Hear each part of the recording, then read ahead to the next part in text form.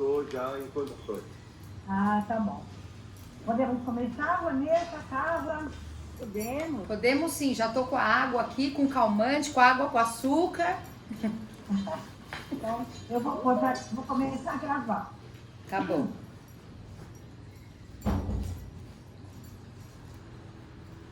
Apareceu aí a gravação que está gravando? Ainda não. Não. Agora apareceu. Pronto. Então, dou início oficialmente à defesa de dissertação de mestrado da aluna Vanessa da Costa Meirelles. Quero agradecer principalmente aqui a presença do professor João Luiz Minati. É um prazer tê-lo aqui novamente e contar com a sua colaboração. A professora Carla Cristina Garcia, também agradeço muito toda a cooperação e ajuda que vocês têm nos dado. A gente vai proceder da seguinte forma: a Vanessa vai fazer uma apresentação, uma breve apresentação do trabalho dela, aí uns 20 minutos, e aí depois nós passamos para a arguição do professor João, que é o nosso convidado, né? Aí a Vanessa tem tempo para conversar com ele, para responder, depois para a professora Carla, que também a Vanessa depois terá tempo para responder, e finalmente eu encerro a sessão, mas vou pedir aí que todos os que estão assistindo saiam e para que a banca possa se reunir para deliberar. E aí todos podem voltar novamente, tá bom? Então vamos fazer assim. Vanessa, está com você a palavra, você tem uns 20 minutinhos aí para expor o seu trabalho, tá bom? Obrigada, Cissa. Eu começo agradecendo as amigas pela paciência e pela generosidade que foram o alimento da minha caminhada, aos intelectuais de retaguarda, 3 deles estão nessa banca, e pelo seu estímulo ao meu diálogo com a vida, aqueles que com amor me fizeram avançar para fora da escuridão onde eu me encontrava.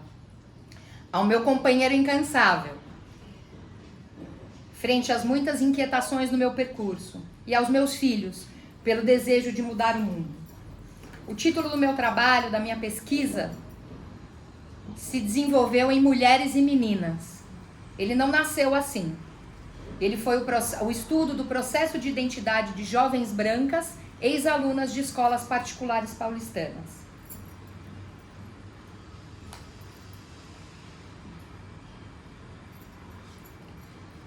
Pesquisar exige da gente saber de onde a gente está pisando, de onde a gente fala, o que a gente observa e a partir do que a gente escreve.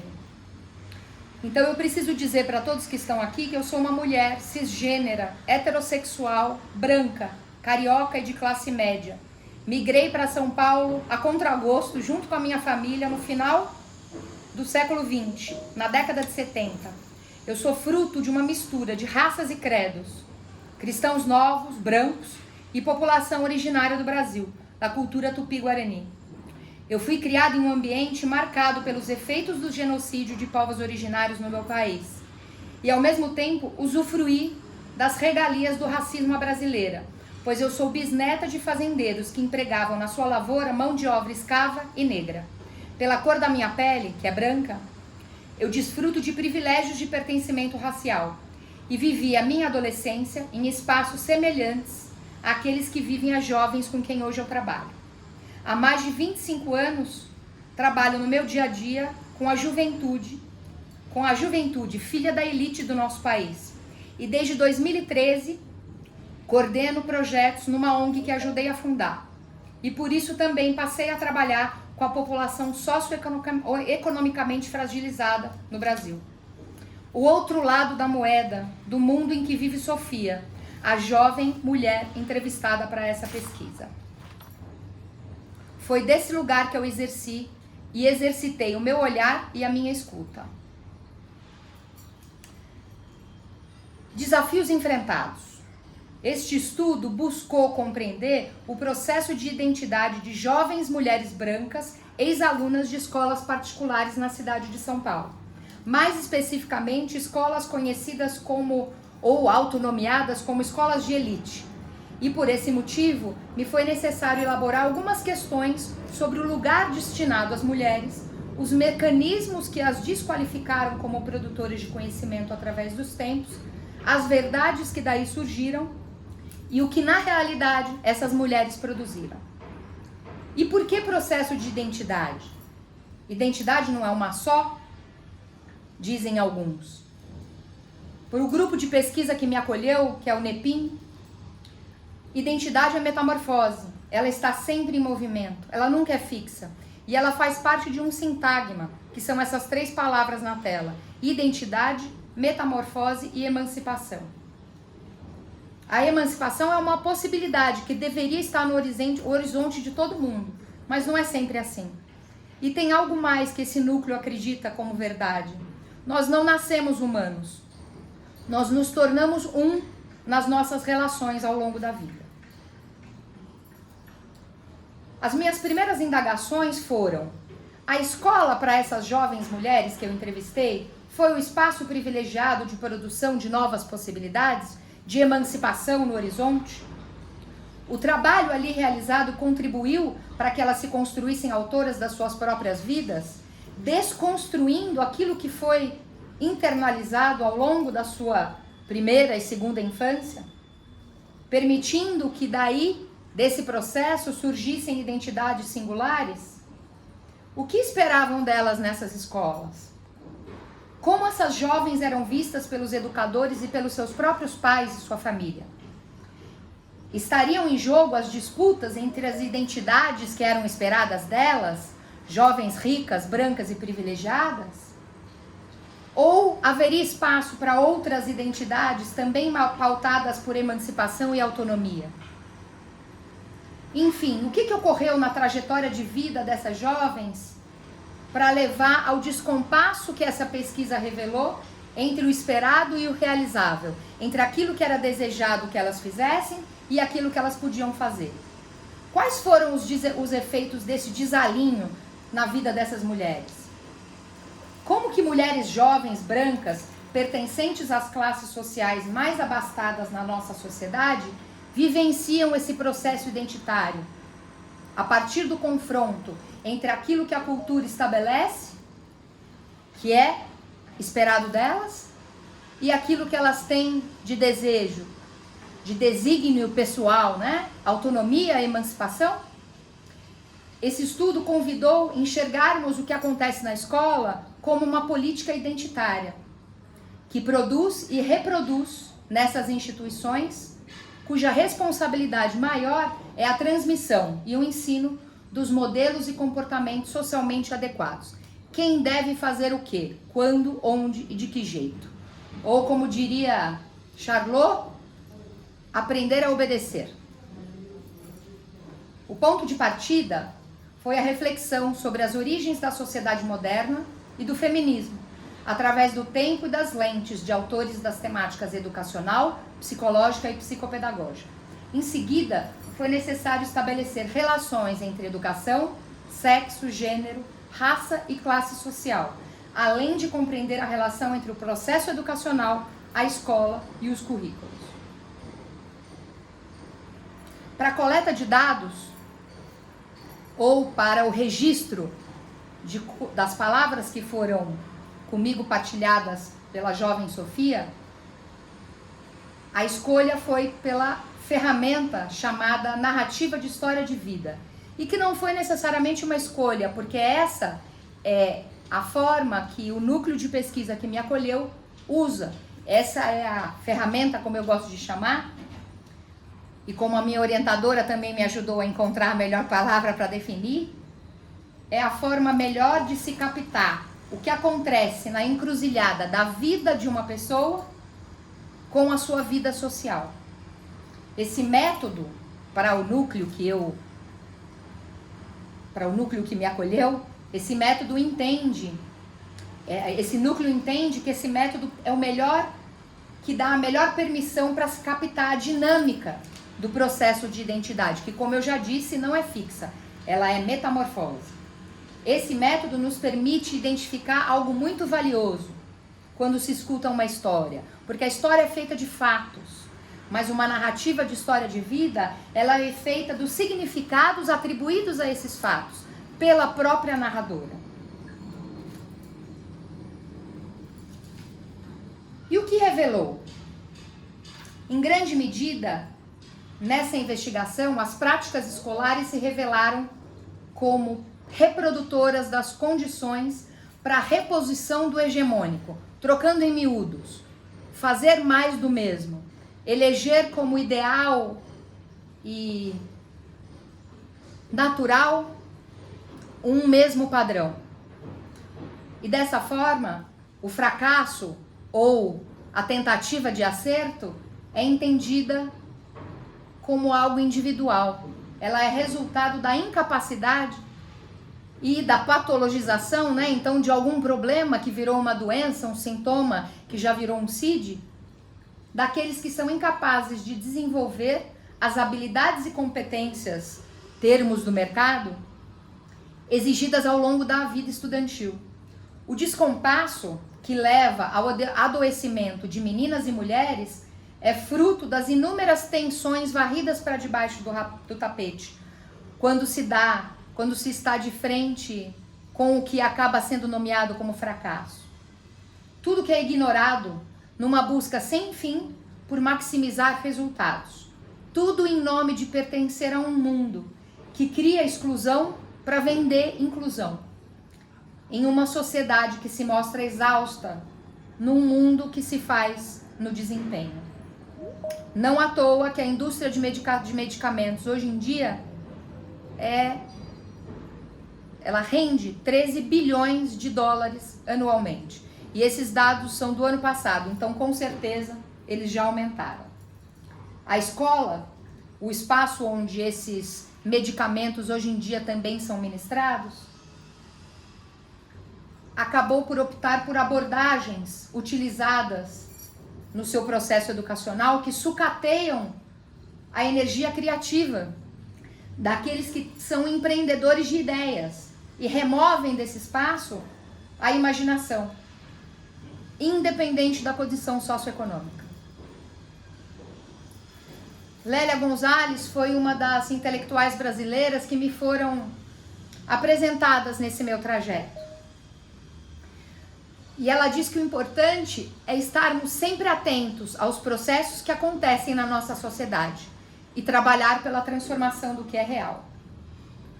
Foi com a Lélia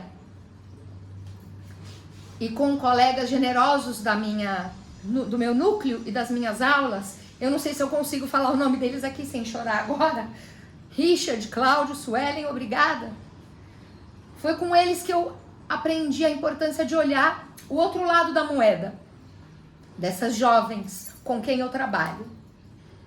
Caminho necessário para que eu pudesse expandir a minha reflexão sobre as mazelas das minhas alunas. Privilegiadas, sim, por serem brancas e ricas. E isso me instigou a considerar uma nova forma de entender esse outro lado do mundo, desde os fatos enfrentados na minha profissão até os seus efeitos. Eu, assim como muitas do meu mundo, éramos incapazes de colocar a lógica da opressão em xeque. O primeiro passo foi estudar as estruturas de poder em nossa sociedade, atenta sempre aos processos que ocorriam ao meu redor, tentando enxergar além do que os meus olhos conseguiam ver, trabalhando na direção de transformar esse real. Era exigido de mim entender o que estava por trás, o que causava esse real. E como dizia a minha orientadora muitas vezes, não está por detrás, está entre nós. A individualização e patologização do fracasso escolar não é invenção minha e nem foi um fruto da minha mente. Mas importa saber que muito antes de pensar no meu mestrado, eu me vi diante da dupla negação de indivíduos que não aprendiam e que não conseguiam ensinar. E isso denunciava somente uma parte das dificuldades presentes na rotina deles e minha, delas e minha, pais, professores, famílias. Ao não corresponder às expectativas, e vendo-se incapazes de superá-las, apesar dos fartos recursos à sua disposição, um mundo em que dinheiro não é problema, traz consigo vergonha. Muitas outras questões, ao longo dos meus 25 anos de estrada dentro do mundo educacional, se revelaram, em especial no contato com as jovens. Depressão, autoflagelação e até tentativas de suicídio. E outra mulher, também professora, me mostrou que o que eu sentia não era incomum, eu não estava só. Assim como ela, eu cheguei na teoria porque eu estava machucada. Eu não sei se eu queria aprender alguma coisa do mundo acadêmico. Eu sei que eu queria entender o que estava acontecendo ao meu redor e dentro de mim. A minha solidão, frente aos muitos e diversos desafios, razão dos meus vários e irreconciliáveis atritos com meus pares, encontrou um espaço. Assim como a Bell Hooks, eu vi na teoria, na época, um local de cura. O Nepin me acolheu e me mostrou uma porta.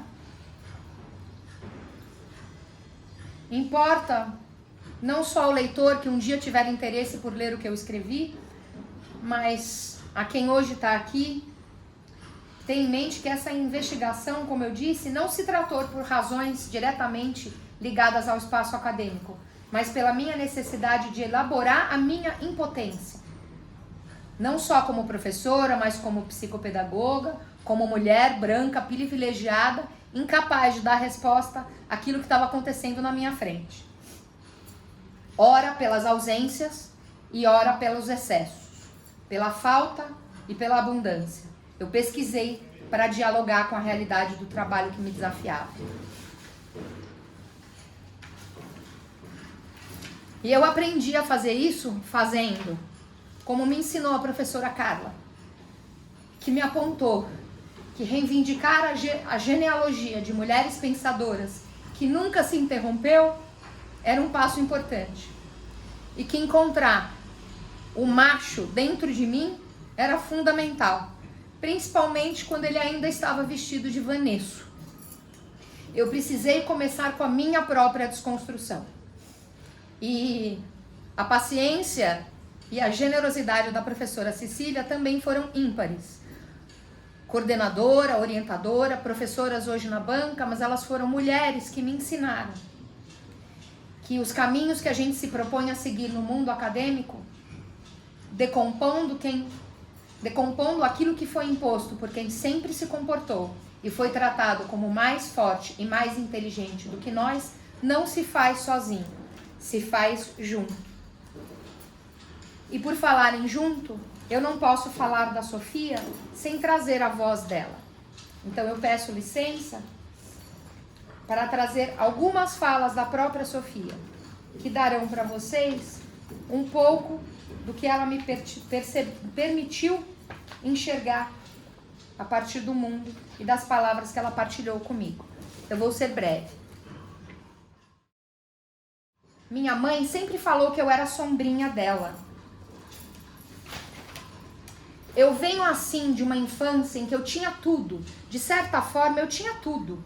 Eu era uma menininha charmosinha, delicada, que passava maquiagem, punha sapatinho, de salto alto. Sabe aquela coisa assim? O meu pai sempre teve uma maneira muito agressiva. Era uma coisa natural dele, sabe? Ele não fazia porque queria. Ele falava assim: vai tomar no cu, sua idiota. Mas era assim, era uma coisa normal. Era o jeito mesmo dele falar, sabe? Por exemplo, ele tinha o costume de me dizer: você é burra, meu. Só que não era um relacionamento abusivo. Não era um momento de violência. Isso refletiu muito em mim e na minha irmã, porque a gente passou a ser agressiva também. Eu lembro quando eu era pequena, tinha uma época que eu voltava de perua com a minha irmã. Ela sofreu bullying. Ela sofria bullying. As meninas na perua zoavam ela.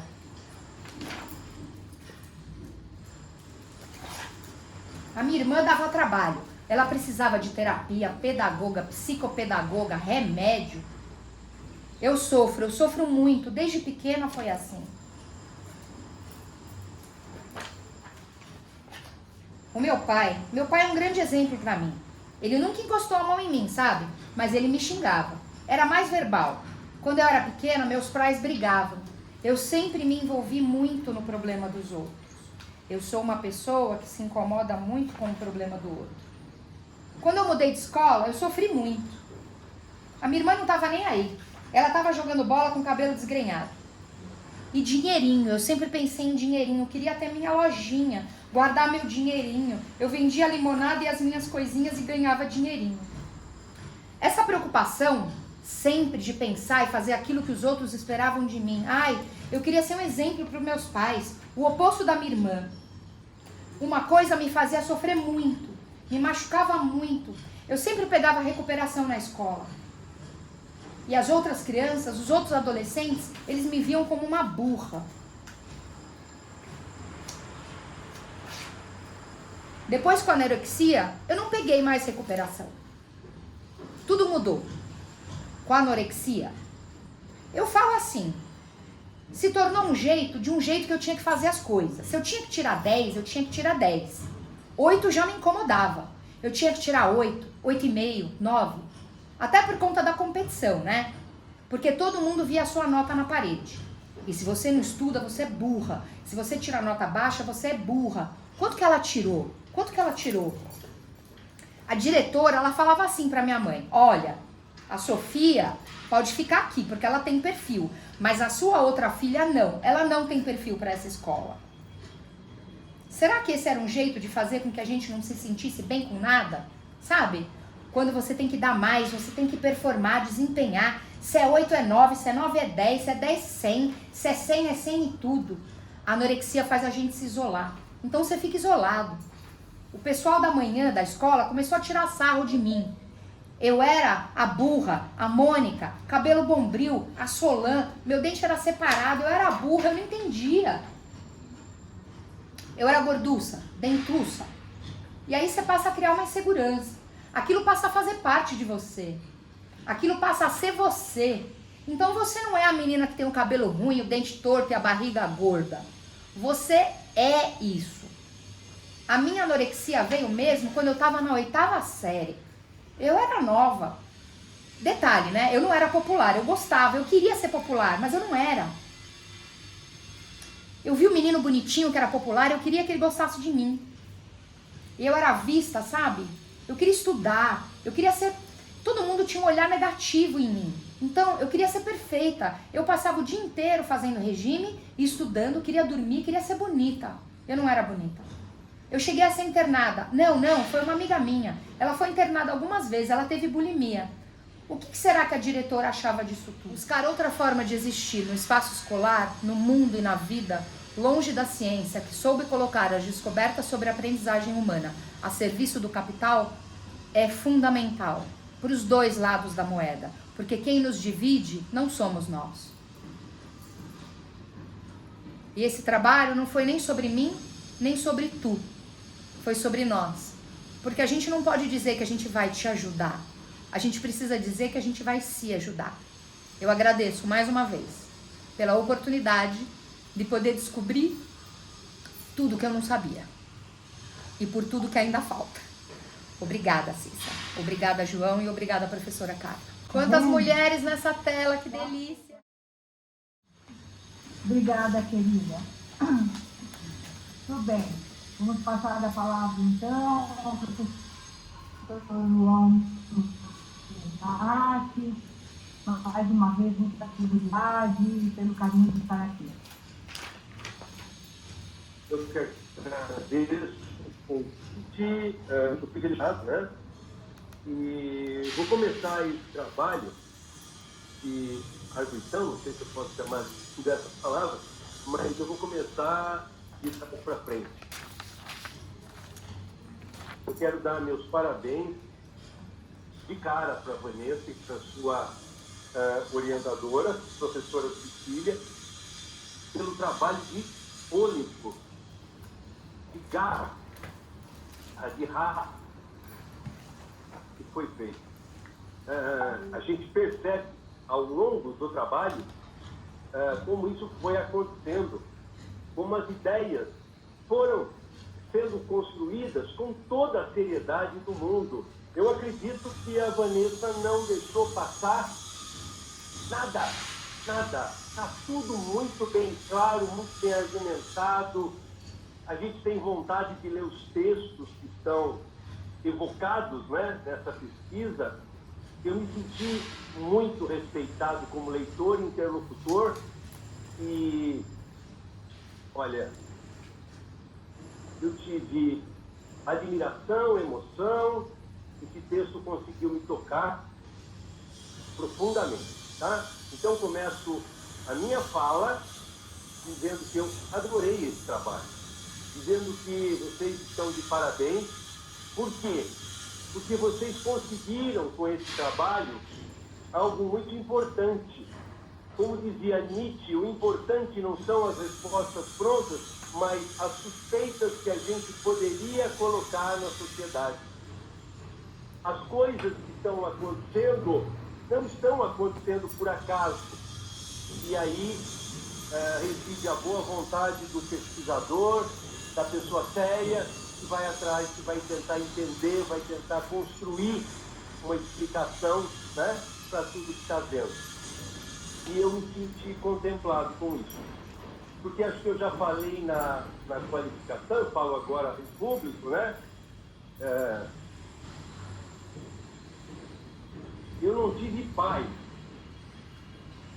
mas eu tive 3 mães.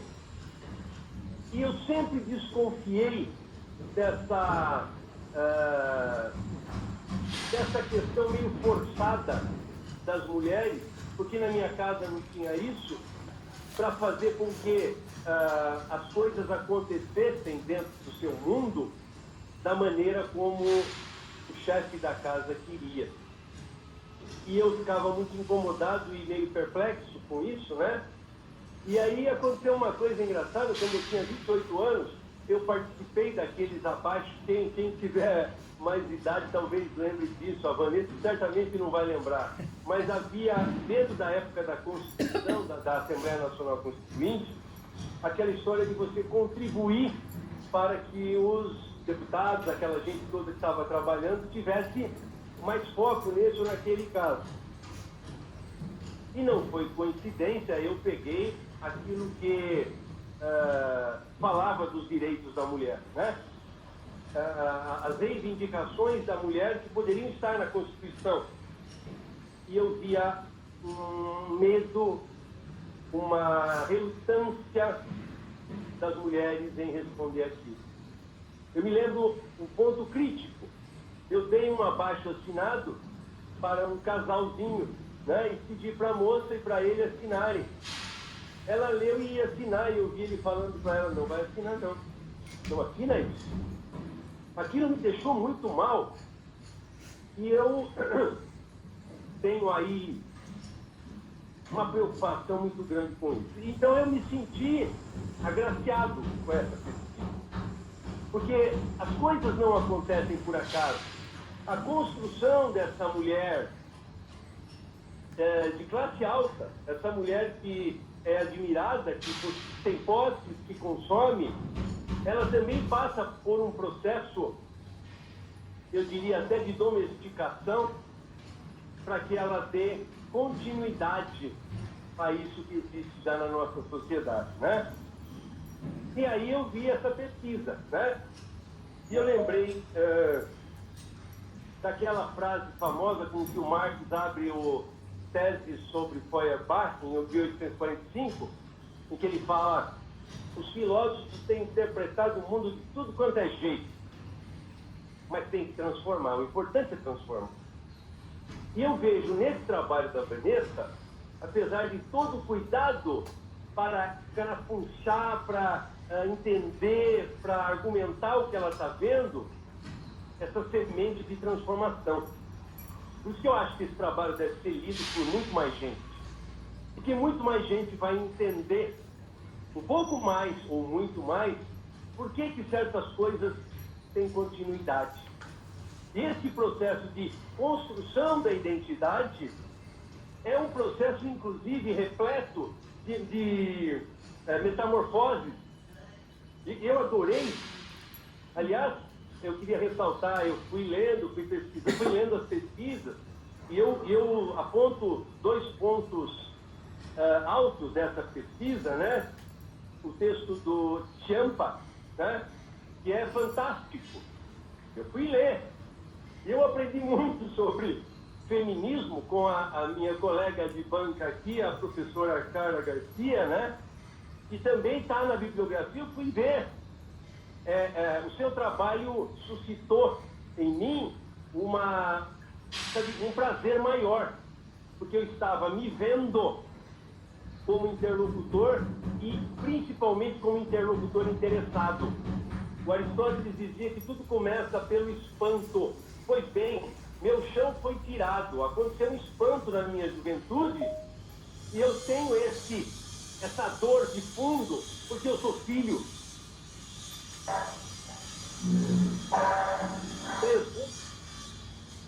E então isso é forte para mim, tá? E eu gostei muito dessa. Eu acompanho sempre o que está no objetivo, eu vou lendo, eu vou indo, voltando. Eu acredito que ela conseguiu, sim, cumprir aquilo que ela tinha planejado, né?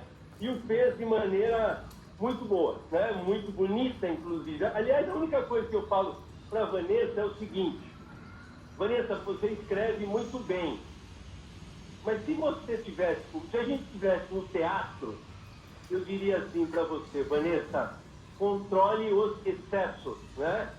Porque às vezes a gente quer escrever tão lindo que a gente fica confusa sobre o que a gente está querendo escrever de verdade. Então, essa é uma... Mas isso é pouquinha coisa. Eu não usei computador para ler sua pesquisa.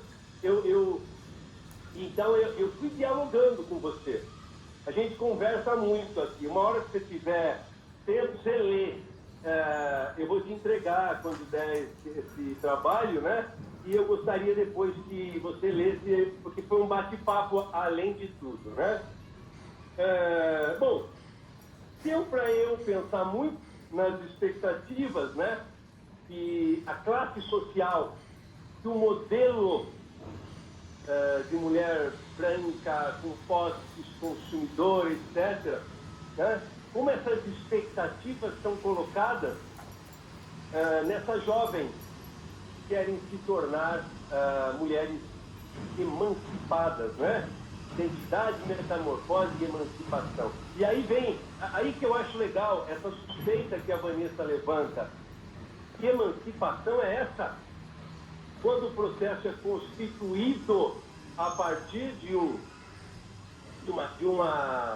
direção já traçada, de interesses já escandalosos, né? E principalmente, né, eu também sou educador, né? Não gosto muito dessa palavra, educador, é muito pretensiosa, mas eu trabalho há 42 anos em escola e me preocupa, né, sempre a questão escola. E alguma coisa muito clara, né? A gente percebe como a escola atua para que isso se preserve, para que isso se consolide. A Vanessa trabalhou na escola, investigou a escola. Quando ela fala sobre escola para mim, que fiquei 40 anos na educação básica, né? Bastante, e a gente percebe isso. A gente percebe, eu me lembro de reuniões em que coordenadoras vinham nos dizer, nós professores, que certa menina estava se portando de uma maneira muito estranha. E eu ficava, mas ela é justamente a cereja do bolo da turma, né? Que coisa absurda é essa, né? E isso sempre foi marcante para mim. E é interessante que existem estratégias regulatórias, né? Que essa classe usa, que essa demanda por uma mulher, né?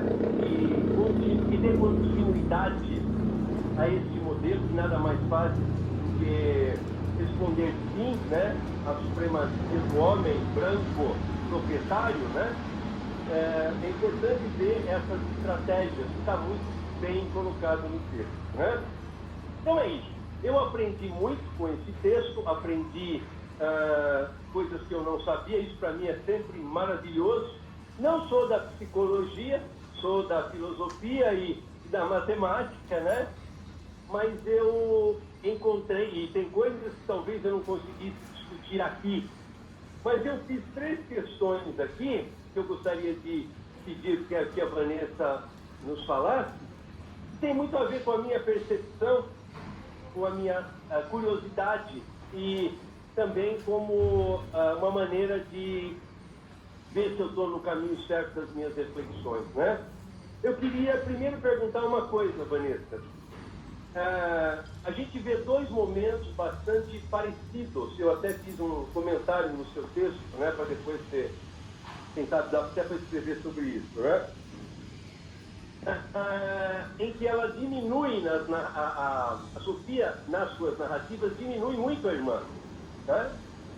E depois da escola, um tempo depois, ela passa a ser diminuída, né? Então, no mecanismo familiar que forma a garota que se quer formar, tem que ter um contraponto, alguém a ser combatido. Aí foi a irmã, e ela fala isso, como a própria Vanessa falou, resgatando esse sentimento da época, né? E na escola foi a vez dela. Então eu queria que você comentasse sobre isso, Vanessa, porque esses mecanismos, né, de construção da identidade dessa mulher que se quer, tem que ter um inimigo, tem que ter um oposto, tem que ter aquele a ser combatido. O fascismo é assim. E a gente vê, né, nesse mundo capitalista como no momento em que é preciso fazer a colocação de um oposto, de um inimigo a ser combatido, eles estão sempre prontos aí para aparecerem. Então eu queria que você comentasse isso, o papel da irmã como sendo a antítese do bom caminho, e depois ela experimentando isso, ela sendo o mal a ser tirado de cena para que as outras continuassem no caminho da consolidação da mulher branca, bonita, etc. que se quer.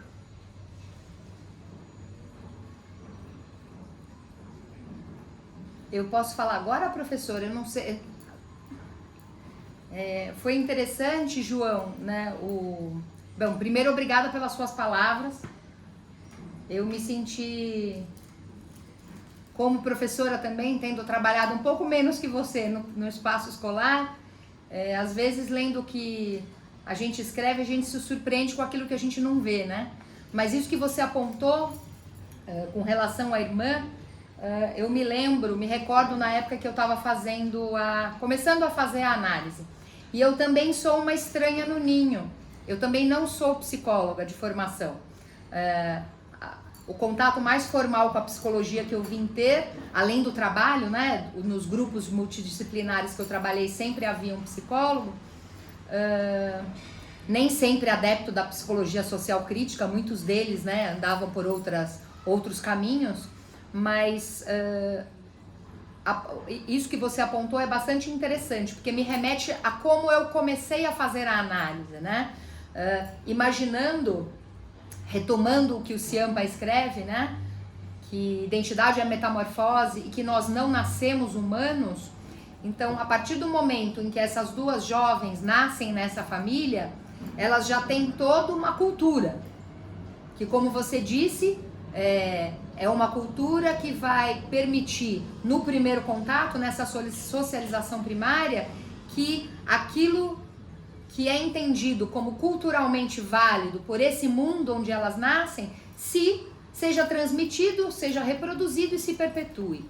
A emancipação, dentro do sintagma identidade, metamorfose e emancipação, ela é uma possibilidade, ela não é uma certeza. E no mundo em que nós vivemos, em que o sistema econômico é o capitalista, na sua mais nova versão de mudar para continuar o mesmo, ele impede que isso aconteça na sua totalidade. Então, uma coisa que eu aprendi também é que a emancipação, quando acontece, ela vem em forma de fragmentos. Então, são fragmentos emancipatórios, né? que às vezes é possível e às vezes não, mas é sempre uma possibilidade, porque senão caímos no derrotismo, né? Enfrentamos uma situação que, bom, já que não tem jeito mesmo, já que é isso aí, é o homem branco, proprietário de terras, pessoas, né? Vamos já nos enterrar. Então, quando essa jovem nasce, né, a Sofia e a irmã, nesse espaço, a irmã é mais velha que ela, a irmã, por razões da narrativa de história de vida dela, o referencial identitário dessa menina mais velha não é a mãe, que corresponde ao referencial identitário da mulher bonitinha, com bolsinha, maquiagem. Para essa jovem Sofia que está crescendo, o referencial identitário é a mãe. Ela se torna a sombra dessa mãe. Ela se torna responsável por consolar, consertar tudo o que os pais e a outra irmã faziam, que afastava do referencial identitário da mulher branca, composta, né? Ela usa maquiagem, vestidinho, sapatinho, todos os objetos de poder que a tornam uma reprodução desse símbolo, né? A mulher branca, bonita, cabelo não era liso, né? Mas isso ela só foi descobrir mais pra frente. Então o que acontece? Ela cresce num espaço de alguém mais velho, cujo referencial identitário não é o dela. Então a irmã anda desgrenhada, joga bola, não experimenta o salto alto da vovó, não usa maquiagem, é zoada pelas meninas na perua. Então é interessante que você fala do fascismo, né? Um dos desafios de quando você está na sua socialização primária e secundária é você imaginar que o referencial entendido naquele momento como hegemônico é o único possível. E é o único possível de ser vivido de forma saudável. E o teatro ajuda muito, porque ele permite que você vivencie outros que são você. Então essa menina, nesse mundo dela de primeira família, de socialização primária, ela teve muitas poucas possibilidades de experimentar com um referencial identitário que não fosse aquele entendido como hegemônico nesse mundo dela. Tanto que o passeio preferido era ir ao shopping e comprar roupinhas, bolsinhas e mais coisas que a fariam mais bonita. O intelecto dessa criança, não acredito que tenha sido negligenciado, mas ficou em segundo plano. Então, quando ela vai para a escola, quando ela sai da escola de brincar de massinha e argila e subir na árvore e vai para a escola que começa a prepará-la para ocupar o espaço de filha de alguém que é um homem branco e todos aqueles outros adjetivos que a gente começou a colocar junto do homem, ela se percebe, bom, agora, e o que eu faço agora? Eu não correspondo mais ao padrão identitário hegemônico. Eu posso ser branca e rica, mas o meu cabelo não é liso, ou não é tão liso quanto as outras, né? Eu sou a Assolan, na minha época era Bombril, na dela é a Assolan, que é outra palha de aço. Não sei como é que é hoje em dia, né? Porque não sei nem se usa mais palha de aço para lavar panela, porque é tudo teflon. E o que acontece com ela? Ela passa a não conseguir mais compensar os problemas ao redor, porque agora não estão mais ao redor, estão dentro dela. Ela é o problema. Ela não é mais o hegemônico. Então ela realmente se confronta com isso, ela acaba enxergando esse outro não agradável, não correspondente ao padrão dentro dela. E uma das formas que ela encontra de lutar contra isso é, eu vou usar uma palavra ruim, mas é ficando anoréxica. A anorexia permite que ela tenha um mínimo de controle sobre um pouco daquilo que foge, escapa, ainda mais como adolescente. Então, não corresponder ao hegemônico na adolescência, ou se enxergar como não correspondendo ao hegemônico na adolescência, fez com que essa menina vivesse um pouco daquilo que ela imagina que a irmã viveu. Porque lembrando no início, esses fatos me foram narrados e o que mais importante foi o sentido que ela atribuiu.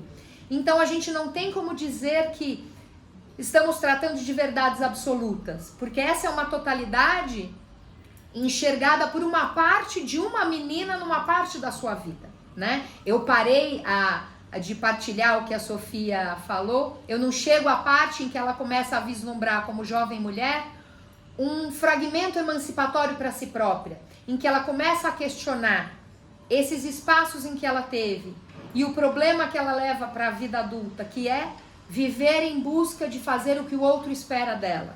É impossível ser branca, com cabelo liso, né, bonita, com maquiagem o tempo todo. Até porque não é isso que importa. A cara cai, o peito cai, a bunda cai, tudo cai. Mas dentro a gente espera que não caia. Só que o que tá dentro, né?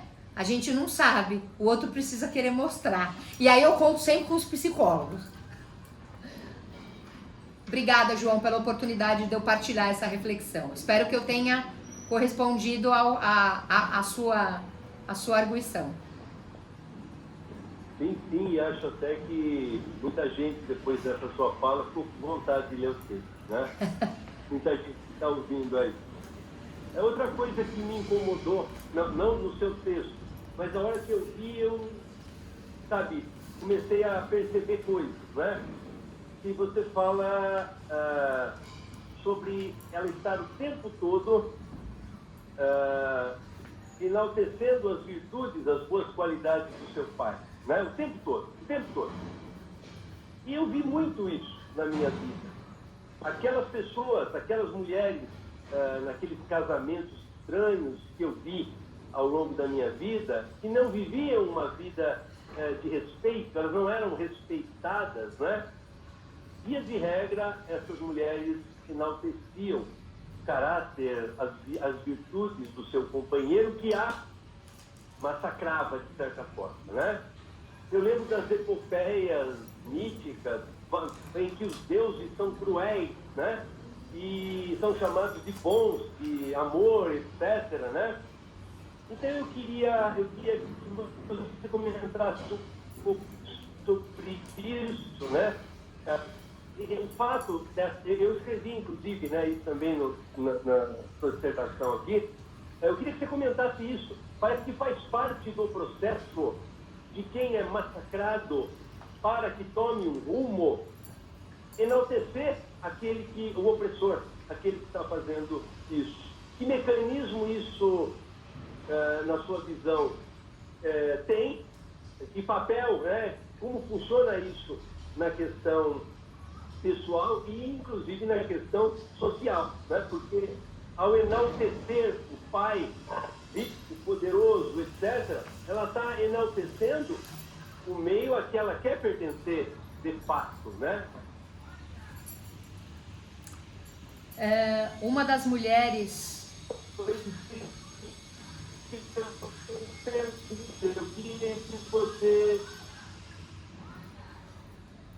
Da letra picotando. Melhorou? Melhorou. Muito interessante, João, que você levanta esse ponto, porque para pensar nisso, né, para pensar o que está por detrás de alguém que está sendo agredido, continuar nessa relação que é agressiva e o que permite que essa pessoa que é agredida continue enxergando no seu agressor, né, coisas que entram em choque com a própria agressão. E aí a gente precisa voltar lá para a socialização primária. Aí eu vou trazer uma coisa que o Gessé Souza fala, que eu acho bastante interessante, né? Ele fala que o ser humano, além do Ciampa dizer que a gente não nasce humano, que a gente se torna humano, o Gessé Souza fala que a gente não é formiga. A gente não repete, né? E ele fala muito interessante porque ele usa o formiga, que todo mundo vê a formiga ali, ela leva... Poucas pessoas sabem que a formiga não come a folha, que ela leva lá para o meio do formigueiro, aquilo vira um fungo, a formiga come o fungo, e a formiga nasce, morre e cresce fazendo aquilo. A não ser que ela seja rainha, aí vai ter lá no trabalho dela também, né, criar novas formiguinhas. Mas a gente não faz as coisas assim. E tudo o que a gente aprende na vida vem com uma carga emotiva. E tudo aquilo que a gente aprende na infância, na socialização primária, no seio da família, com os nossos outros significativos, que são o pai, a mãe, os irmãos, os mais próximos, aqueles que cuidam da gente, vem com uma carga muito forte emotiva. São as pessoas que durante um bom tempo da nossa vida, como você fala das suas 3 mães, elas nos apresentam o mundo, elas nos trazem o mundo. O mundo que a gente conhece, o primeiro mundo que a gente conhece, vem através das lentes, da fala e da interpretação dessas pessoas. Então, se eu tenho alguém, um pai, uma mãe, um irmão, uma cuidadora, alguém que seja responsável por mim nessa época, que me traga referências de uma forma agressiva, como por exemplo aconteceu com a Sofia, isso vai acompanhá-la, isso vai fazer parte dela, independente do que for acontecer mais pra frente, independente do momento em que ela conseguir se deparar com isso. E eu sei que muitas das mulheres que estão aqui me escutando conseguem voltar lá na infância e lembrar daquele momento, de uma pessoa que ao mesmo tempo elas têm muito amor e que ao mesmo tempo as agrediu tanto. Só que quando você é criança, isso eu falo aos 51, então eu consigo olhar para trás, fazer a minha terapia, falar sobre isso. Mas quando você tem 1, 2, 3, 5, 7, 9, 12, as suas defesas, a sua capacidade de elaborar esse mundo, quando o pai da Sofia fala para ela, vai tomar no cu, quando ele fala para ela, você é burra, ela não tem como elaborar da forma como nós adultos elaboramos e entender que aquilo não diz dela, que aquilo diz desse homem. Ela não tem como fazer isso na infância. Até porque isso é aceito na família. Isso não foi algo que parou. A própria mulher aprende, desde pequena, a justificar o comportamento inadequado do outro, principalmente do outro que é macho. Eu estou vendo mulheres sorrindo. Vocês sabem do que eu estou falando. E por mais cientes que os machos das cores diversas estejam, eles nunca vão saber o que é estar nesse lugar. Porque nós aprendemos e isso faz parte da gente. Eu até hoje justifico comportamentos inadequados do meu pai, macho, branco, proprietário não mais de terras, mas das coisas dele, não mais de mim. Então, é um conflito muito grande, só que é uma época, eu não vou dizer indefesa. É claro que a criança elabora, mas ela não tem como, nessa sua primeira fase de socialização, se defender contra isso. No sentido de enfrentar e ajudar a esse homem, inclusive, a desconstruir esses argumentos. Ô papai, não fale assim comigo. Você acha que eu sou burra por quê? O que você tá vendo que eu tô fazendo que faz com que você ache que eu sou burra? Né? Seria um primeiro momento. O nosso desejo é que esse espaço acontecesse na escola, em que os conflitos dariam margem para processos diferentes de aprendizado. Só que o que essa pesquisa revela, e mais uma vez, ela não é a totalidade de todas as escolas e de todas as mulheres, mas o universal se manifesta no individual. Tolstói já dizia para a gente falar da nossa aldeia para falar do mundo. Então aqui eu estou falando da Sofia, e a Sofia, ao falar dela, está falando de outras Sofias, de outras várias cores e de outros estratos sociais. Porque algumas situações são vivenciadas como se fosse um roteiro parecido. Claro que de formas diferentes invadem e violentam mulheres diferentes em espaços diferentes. Mas pensando na Sofia, em todas essas outras mulheres que você trouxe, João, a fase da socialização primária, que é no seio familiar, e secundária, que continua com a família, e vem o espaço escolar, o espaço da natação e outros espaços de socialização, ela se mostra, infelizmente, como reprodutora daquilo que começou a acontecer na família. Essa diretora na escola reproduz o pai, porque ela diz para muitas e não poucas que elas não servem, que elas não têm perfil, que elas não prestam. E como lidar com algo forte dessa forma? A forma da Sofia foi ficar doente. Uma das formas. Como lidam outras mulheres que não têm a condição socioeconômica dela? Então, é uma pergunta muito interessante para a gente continuar perguntando. E uma das coisas que a gente não deve fazer é varrer para debaixo do tapete, porque volta.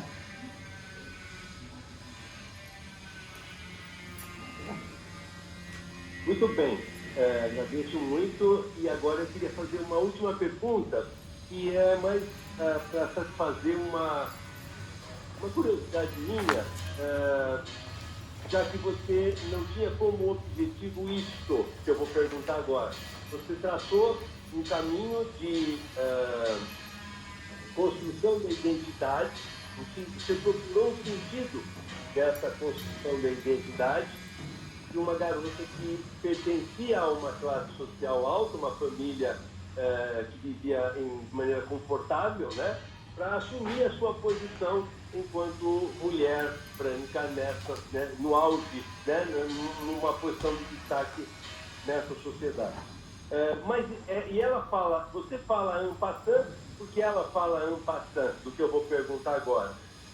Mas eu quero saber da visão que essas meninas têm, daquelas meninas extremamente pobres, extremamente violentadas pela vida, né? Já disse que não foi esse o seu objetivo. Mas eu sei que você tem um conhecimento grande sobre essas meninas todas, né? E eu acredito que nós vivamos num mundo em que existe um script já traçado, né, por esse Deus mercado, esse ser onipotente, onisciente, onipresente, né, que indica todas as nossas atitudes, atividades, né, e esse Deus mercado não abriga só essas meninas. Ele também tem planos, ele também tem desejos, ele também tem desígnios para essas pessoas bem pobres, bem maltratadas, bem violentadas pela vida. Eu queria saber de você o que é que você tem visto ao longo da sua experiência sobre a visão que essas meninas brancas, bonitas e ricas que estão se constituindo como mulheres brancas, ricas e importantes, qual a visão que essas meninas têm nesse processo de construção da identidade sobre essas que estão num outro mundo diferente dela? João, olha, essa pergunta é um presente, porque eu posso falar de pessoas que foram muito importantes para, não sei que palavra usar, mas para o meu olhar, para o mundo que se expandiu, né? Eu, como falei no início, eu desde 2014 trabalho como coordenadora de projetos na ONG que eu ajudei a fundar, mas isso é o de menos, né? Eu vivi em muitos mundos, também fiz teatro na escola, eu acho que isso ajudou a lidar com muitas das opressões que eu não enxergava, mas que vivia. Mas uma coisa muito importante eu escutei de um colega que hoje é mestre, pesquisador, é o Richard, e ele falou isso numa aula da professora Carla. Eu poderia passar a tarde inteira falando coisas que eu escutei durante a aula da professora Carla, do Richard e de outros colegas, mas o Richard me marcou muito. Ele numa aula traz o pensamento da Patrícia Hill Collins, e eu estava perguntando para a professora Carla, que gentilmente não me chacoalhou e deixou o Richard me chacoalhar com muita gentileza. Ele fala, eu estava falando da mulher, né, que você fala dessa mulher que está se preparando tal para exercer o poder. Aí eu falei, bom, certa de que, né, eu estava ainda falando de que essa mulher ia exercer o poder dela. Aí a professora Carla me deu uma pequena chacoalhada e em seguida entra o Richard e eu vou partilhar com vocês o que ele me disse, porque eu partilhei na dissertação. Na verdade ele falou com o grupo, né? Ele fala, trazendo a Patrícia Hill Collins, que a mulher branca, ela é o cachorro de luxo. Ela come filé mignon, ela deita na almofada de veludo, ela pula aqui e ali, né? Quando, sei lá, o dono chega em casa, ela pula, né, para se mostrar bonita, ela vai fazer luzes lá no pet shop, come, né, cuida da pele para ficar, enfim. Mas ela não tem poder. Quem dá o filé mignon para ela é o dono. que comprou lá com o dinheiro dele, que ele tem das coisas dele. E aí ele fala da mulher negra, né? Que você traz na sua pergunta. E ele fala que a mulher negra é a mula, que ela sabe o lugar dela, que ela sabe o que ela está fazendo, que ela sabe quando ela está sendo violentada. E que existem muitos momentos, grande parte deles, que ela precisa se calar. Mas ela sabe quem ela é, ela sabe qual é o papel dela, e mais ainda, ela sabe o que é que ela pode, ou o que ela pode querer e almejar. E ela é a única que pode, caso ela queira, porque essa não é um dever da mulher negra, o racismo não é criação da população negra, caso ela queira, ela pode dizer, ô branca, vem cá, chega aqui, dá uma olhada aqui. E trazendo o que a professora Carla fala, da próxima onda, não somos mais nós, são as trans. São as trans, pretas, ticanas, periféricas, periferia no meio, em volta, no centro. Então, eu acredito que assim como eu, se as mulheres brancas e privilegiadas, não sei se é uma escolha, mas se elas não tiverem a oportunidade de um fragmento emancipatório, de se racializarem, de entenderem que elas são brancas e que ser branca traz muita responsabilidade, porque quem tem privilégio tem que ter deveres. Não dá para viver só mais na onda. A gente não tá mais na década de 70, em que tudo estava começando, explodindo, eclodindo, com as mulheres voltando pro Brasil e a ditadura. A gente não tá mais lá. Então, no meu caso, não é uma opção, né? Eu não ajudo a fundar uma ONG, não trabalho num núcleo chamado Mulheração à toa. Isso me inquieta, isso me tira o sono, isso me faz chorar. Às vezes me faz procurar as drogas lícitas para me anestesiar, mas essa não é uma opção, né? Não é nem sobre mim e nem sobre elas, é sobre nós. Porque se não houver um nós, o mercado vai continuar dizendo quem é que importa, quem é que morre, quem é que vive. E nós, as brancas privilegiadas, vamos continuar acreditando que temos algum poder. Até que chega o dono do canil e quando a gente fica velha, troca por uma nova, né? Porque o poder não é nosso, ele continua sendo do homem. Apesar, como diz a professora Carla e a professora Cissa, de tudo o que conquistamos e avançamos, que não é pouco.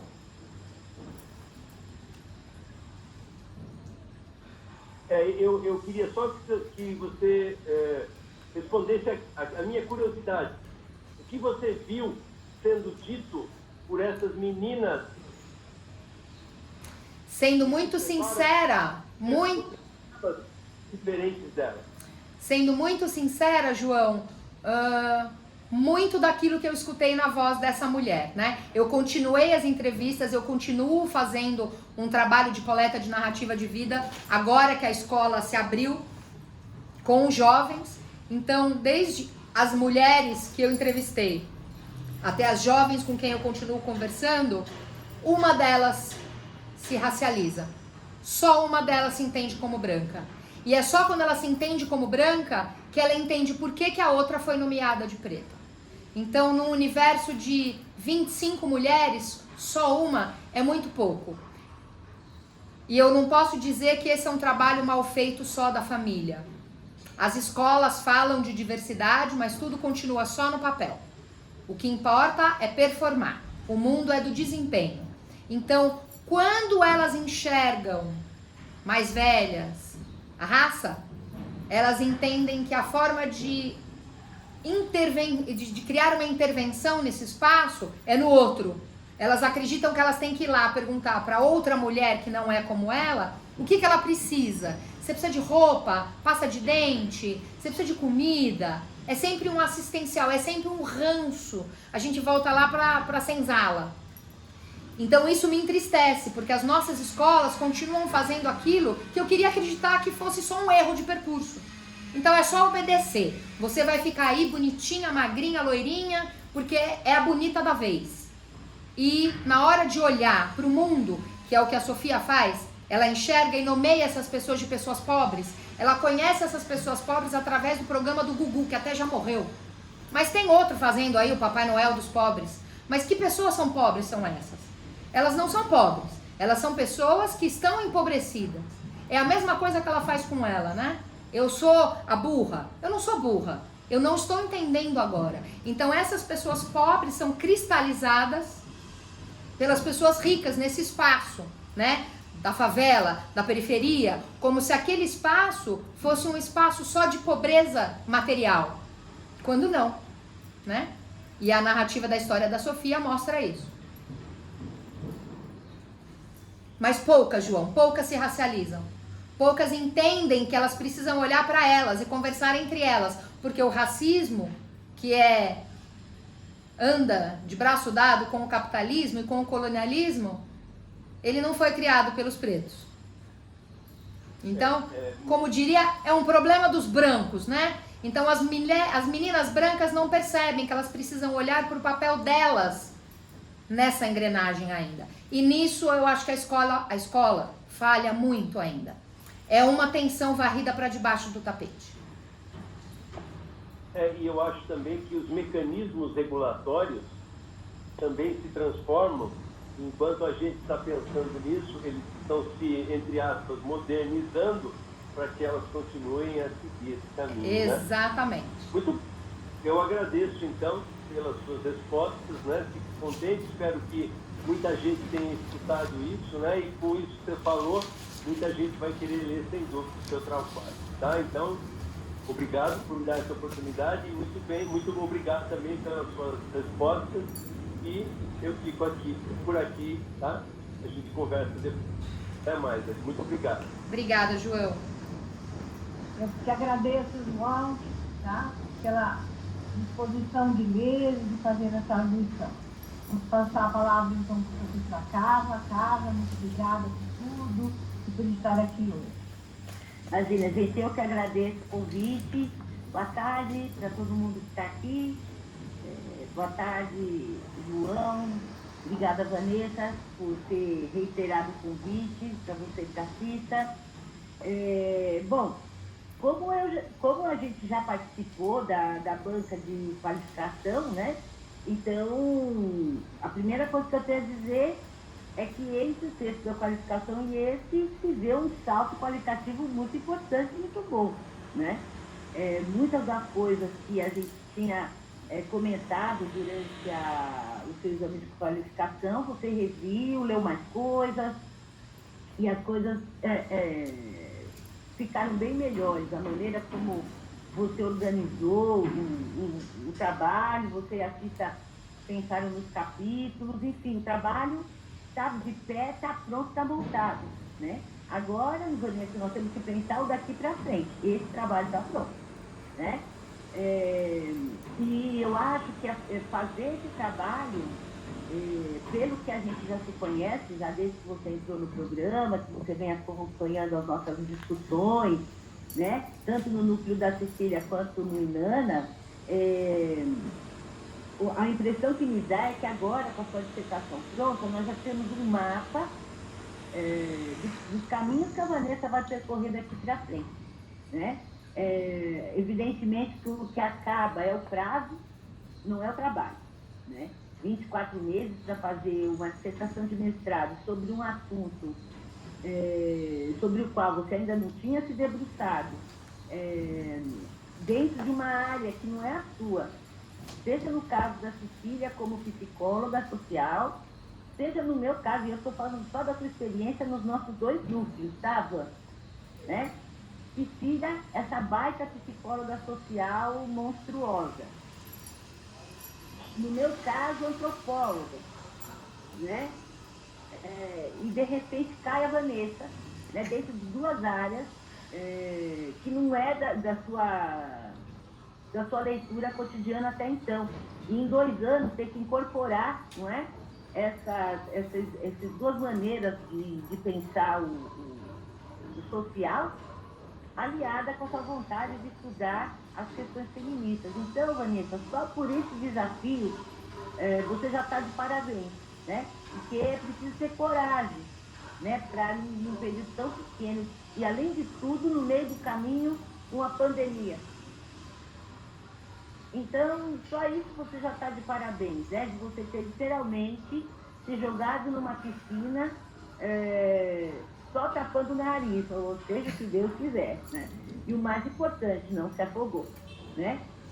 E já sabe como é que faz, pelo menos para nadar de cachorrinho. Bom, não se afogou, Vanessa, né? O importante é... Olha, o Jura está levantando a mãozinha. É o nosso Jura? Oi, Jura! Cadê ele? Como é? Aqui, Oi, Jura, que saudade! aqui, eu ia amar por engano, mas eu tô com saudade de você e Eu quero também. parabenizar a Vanessa. Certo. Nossa, sua cara, Jura, eu tô vendo sua testa. Cadê a Jura, gente? Deu a parede. Obrigada, Jura. Obrigada, professora Carla. Ah, ele aí, Jura.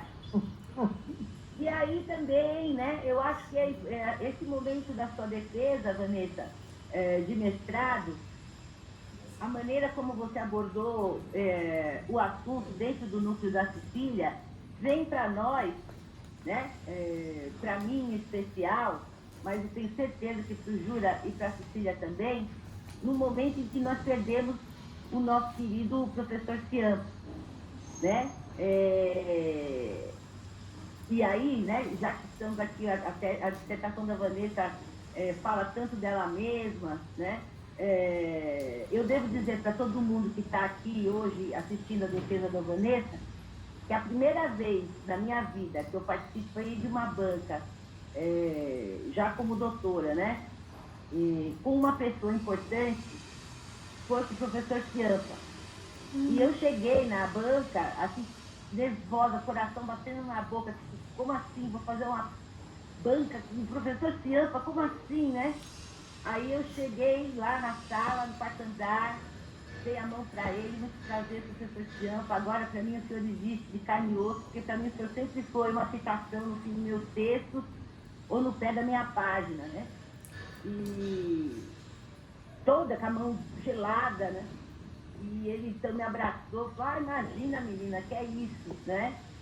E então, gente, para mim, o professor Ciampa, ele sempre foi uma referência no meu rodapé ou na minha bibliografia, e depois ele virou uma referência encarnada, né, numa pessoa tão generosa intelectualmente como ele sempre foi. Todas as vezes que depois dessa vez eu participei das bancas que ele me chamou, e mesmo sem ser do programa, né, porque eu entrei no programa faz 6 anos, eu era das ciências sociais. Todas as vezes o professor Ciampa jamais deixou de dizer na banca, em público, o quanto eu tinha colaborado, mesmo no período do programa, nas conversas com as orientandas. Tinha vezes que ele chegava a dizer, a professora Carla está na banca aqui, mas na verdade ela é co-orientadora. Ele era esse nível de generosidade como professor, como intelectual. Então também participar de uma banca cuja dissertação foi orientada pela Cecília, né?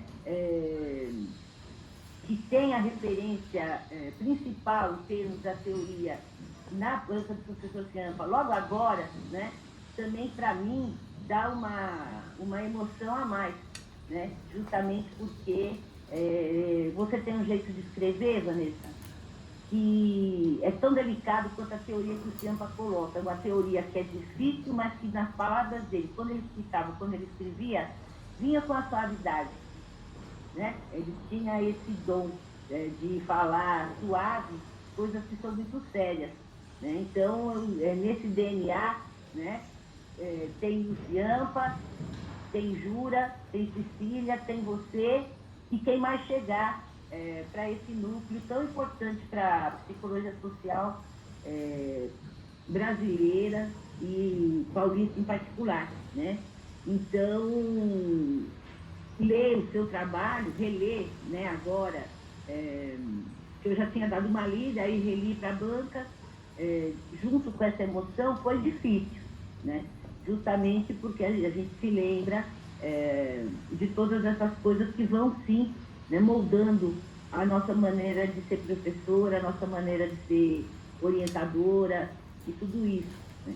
Então, acho que esse seu trabalho é mais um legado dessa herança que o professor Ciampa deixou para todos nós, né?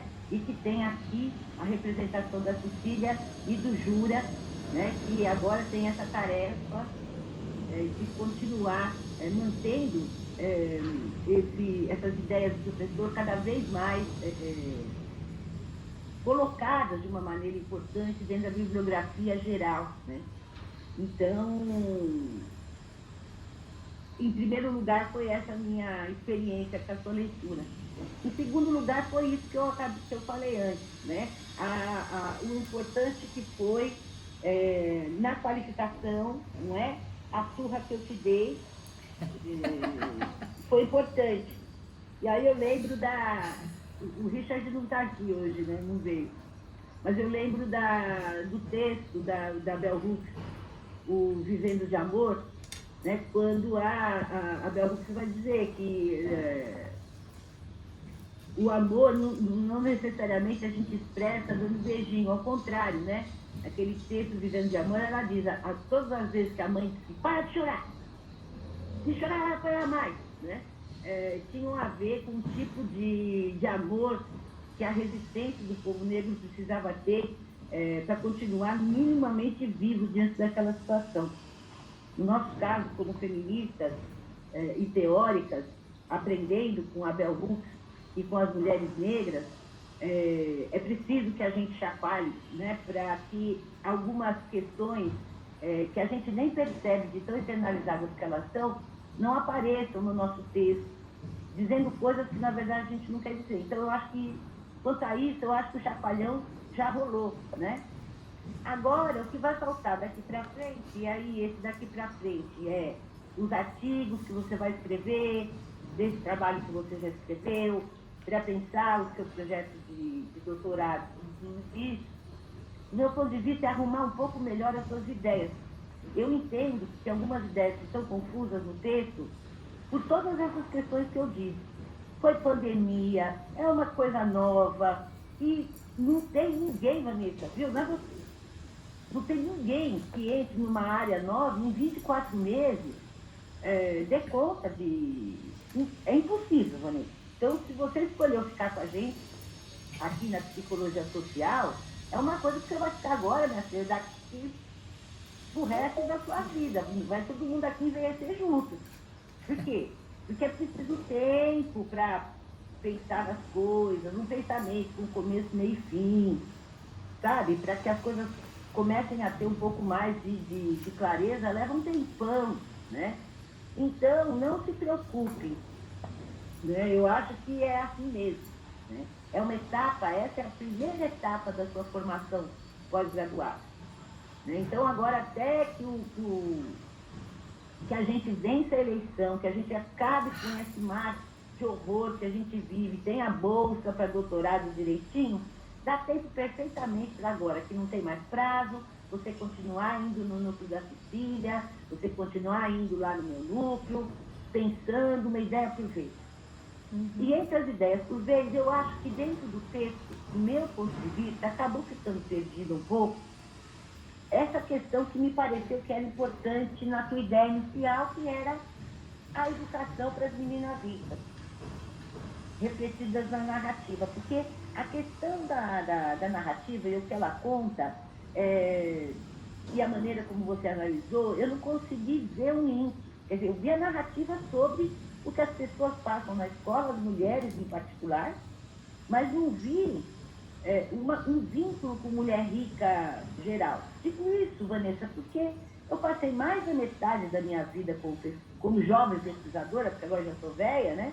Velha pesquisadora, mas como jovem pesquisadora trabalhando com mulheres anoréxicas. Durante 2 anos no manicômio, né, em que eu fiz a minha primeira pesquisa, e depois mais não sei quantos anos pensando nos transtornos alimentares,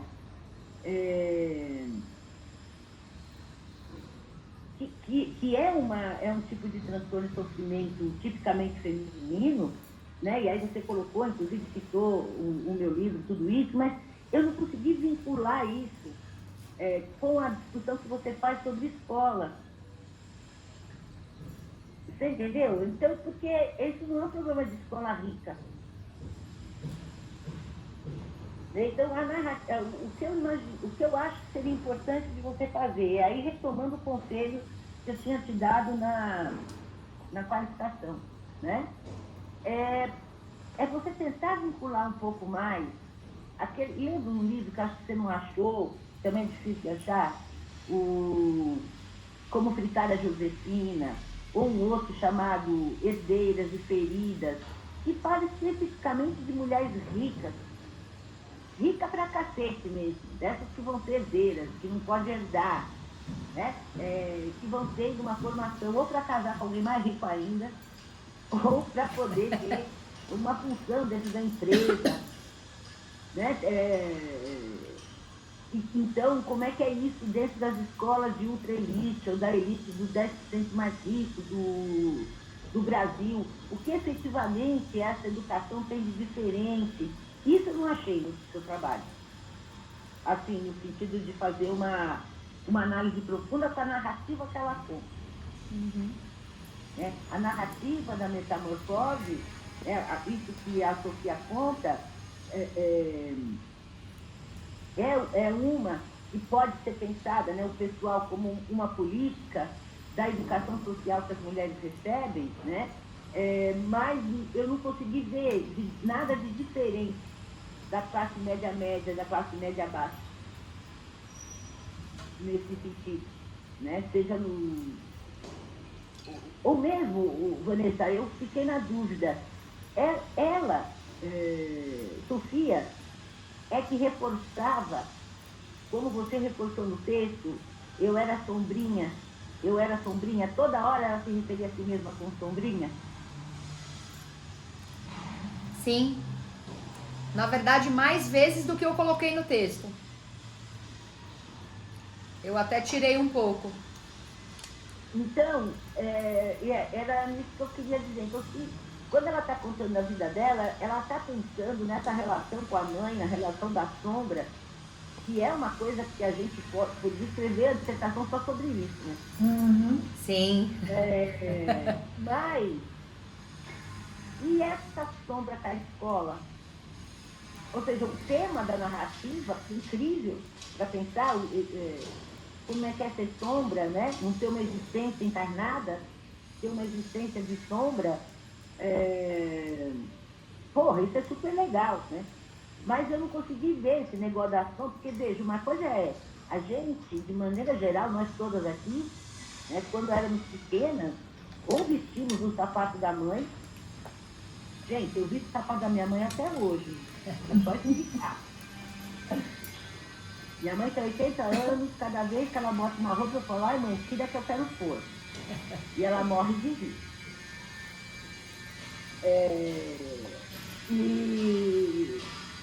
Enfim, né? Essa relação com a irmã, que é o oposto, tantos de nós também pode falar a respeito das irmãs opostas, né? De novo, não vi problema da escola. O bullying todo mundo tem, não é só rica. Então, Vanessa, para o artigo que você vai começar a escrever, tipo segunda, porque eu e a Cecília só vamos te dar folga esse fim de semana, né, Cissa? Com certeza. Eu acho que seria bem importante que você tem um baita material já lido, já pensado, já analisado, uma narrativa enorme, que você pode, agora que você já está defendendo a sua dissertação de mestrado, começar a explorar mais com calma, já que acabou o prazo, né? O que dessa narrativa tem da questão da classe e da raça? Claro, tem a evidência do show do Gugu, tem a evidência de quem é o pobre, né? Mas eu não sei até que ponto essa é uma evidência que só coloca essa mulher como classe rica. Digo isso porque a vida inteira trabalhando com mulher, essa ideia do status social de ser pobre e de ser rica não necessariamente tem a ver com o número de dinheiro que você tem na quantidade de dinheiro que você tem na conta. Tem uma consciência de status, aquela coisa que a gente estudava nos anos 80, mas que continua, né? Eu não sei, eu acho que tem que explorar mais, Vanessa, porque agora você está sentado em cima de um cofre de moedas de ouro. Tem muita coisa na sua dissertação que você pode aprofundar, né?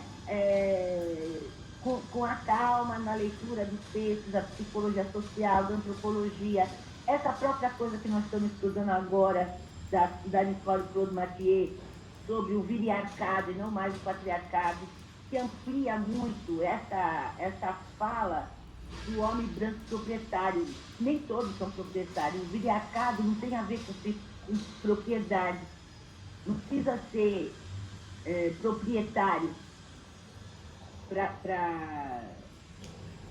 para ser, né, para exercer essa figura dessa maneira. Eu acho que essas coisas todas, a partir de agora, você vai poder, com calma, capítulo por capítulo, pensando, olha, quantidade de coisas que não sairia daqui. Né? No caso da educação das mulheres, a mesma coisa. Né? Pegar só o capítulo da educação das mulheres. O que você quer saber sobre a educação das mulheres ricas, que é o seu foco de estudo? Olhar no que ela se difere. Há um currículo que é classista, no sentido de que, porque a escola particular era uma escola que tem mais horas-aula, o currículo é diferente. O que faz com que a educação das mulheres ricas seja diferente das mulheres de classe média-média? Tem uma diferença por causa do número de horas, por causa do tipo de leitura. Claro, o óbvio a gente já sabe, que é o entorno, né? É a família, é o entorno cultural e capital, né? Que proporciona para essas mulheres maior acesso a determinados bens culturais que outras categorias não têm. Mas nada garante que elas, exatamente porque exercem um papel ainda de subalternidade no mundo, tirem alguma coisa desse capital cultural que elas têm ao redor. Pode ser que não. Sim. Né? Para você ter uma ideia, antigamente lá na... Eu nem sei se é tão antigamente assim, eu estou falando antigamente, mas era assim, quando eu era aluna da PUC, né? O que se dizia, né, da faculdade, das meninas que faziam fono e das meninas que faziam psicologia, é que elas estavam lá na PUC para arrumar marido, da classe social delas, porque vinha essa, né? Então Sim. a piada, né, e o bullying, nem era bullying porque não se conversava, não tinha um assédio a ninguém, né? Mas era assim, tinha você lembra, Cecília, Jura, que tinha um terceiro andar nos anos 80? Perfeito. Do prédio novo. Então, todo mundo dizia que na hora do intervalo, as meninas da psicologia e da fono iam tomar no café no terceiro andar para poder encontrar os alunos da economia e do direito que também eram ricos. Uhum. Então, a piada era essa, né? A fono sempre casa com alguém do direito e a psicóloga com alguém da economia, ou vice-versa, porque ali as classes sociais altas da burguesia paulistana se encontravam, né? Talvez não sei que a PAP não fosse tão mais cara que nós, né? Não sei. De qualquer forma, Vanessa, eu acho que tem uma questão que também pode vir agora para os seus estudos, né? Que é de pensar nas mulheres ricas que têm a possibilidade de educação e que se emancipam no sentido feminista que a gente dá para isso. Às vezes, me deu a impressão no texto, e é normal porque é um mestrado, né? De que o fato de elas serem brancas e ricas, necessariamente as torna alienadas. Eu não sei se isso é verdade. Não. Viu? Então, eu acho que seria importante... Por que eu estou dizendo isso? Porque na história da Sofia, eu não vi essa relação da educação com o que ela sofreu, da educação de gente rica, entendeu?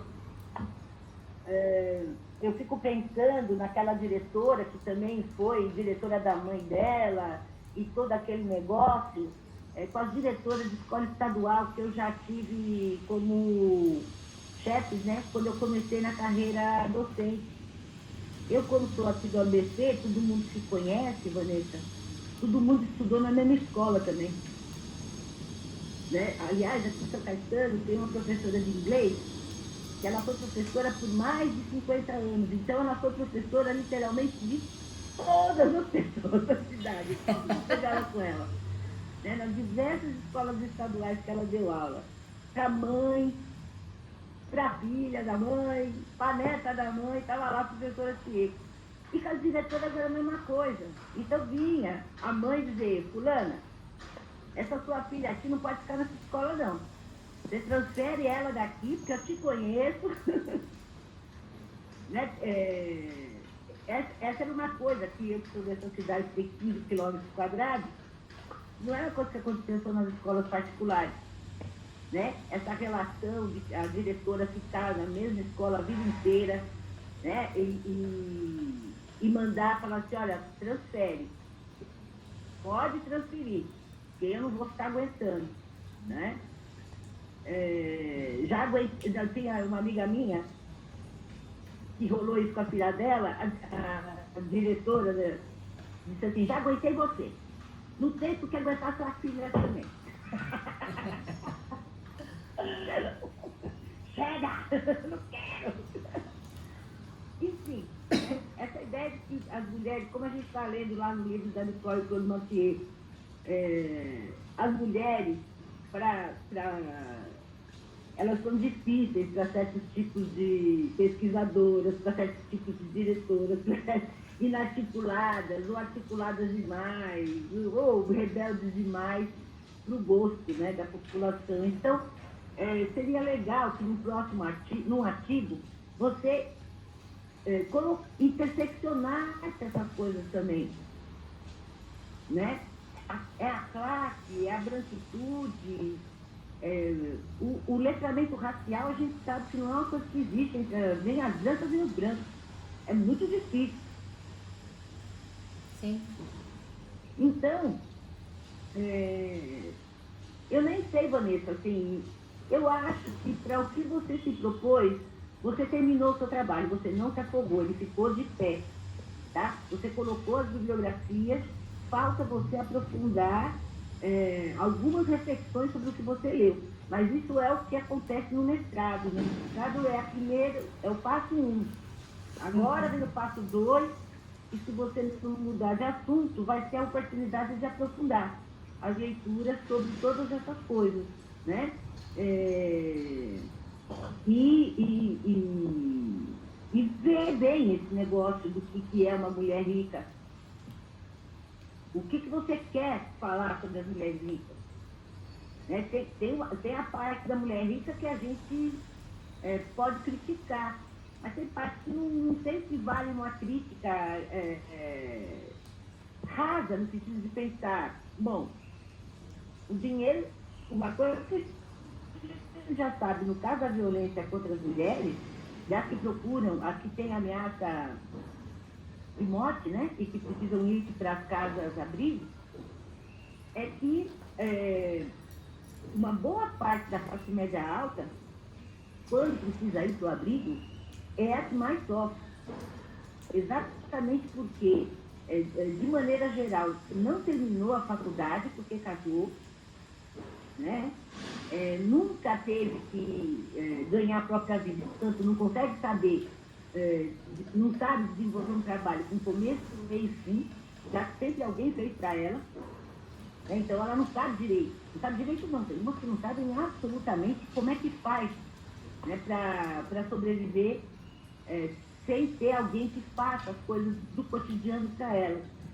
E que o cartão de crédito, o carro, está tudo no nome do marido. Então, ela mesma, a classe média alta, não tem uma classe social para si, para chamar de sua. Né? Ao contrário do que acontece com as mulheres de classe D e E, que sempre exatamente por causa da opressão, e da absoluta falta de oportunidade, sempre tiveram que fazer alguma coisa para alguém e por si mesmo, numa situação extrema como essa,